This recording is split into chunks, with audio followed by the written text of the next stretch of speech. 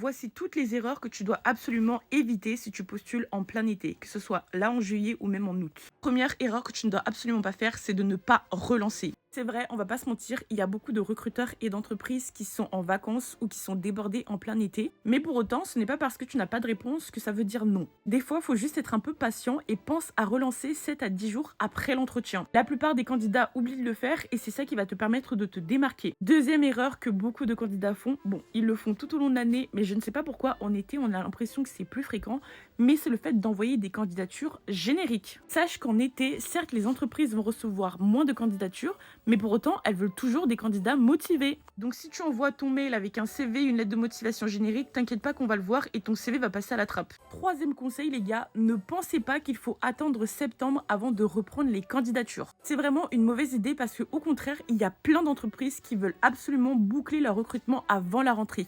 Donc si tu attends, tu vas juste rater des postes et tu vas juste finir en panique en fin août. Et enfin, dernière erreur que beaucoup de candidats font, c'est le fait de ne pas préparer son dossier à l'avance. En fait, en été, contrairement aux autres saisons, les recruteurs veulent aller plus vite. C'est pourquoi quand il va te répondre, il veut vraiment avancer vite. Donc si tu es là, tu n'as pas préparé ton CV, tes justificatifs ne sont pas à jour, etc., ça peut prendre la tête. Et donc tu peux perdre l'opportunité. Donc c'est pour ça, prépare vraiment tous tes documents à l'avance, que ça soit CV, justificatif, etc. Évidemment, ça ne veut pas dire que tu dois accepter la première opportunité qui vient. Prends toujours le temps de réfléchir pour savoir si ça va te correspondre. Mais pour autant, essaie d'avoir ton dossier à jour, que ce soit même au niveau des pièces que tu auras besoin pour ton dossier d'alternance. Donc voilà, ne pense pas que l'été, tu ne pourras pas trouver ton alternance, ton CDI ou ton VUE, peu importe.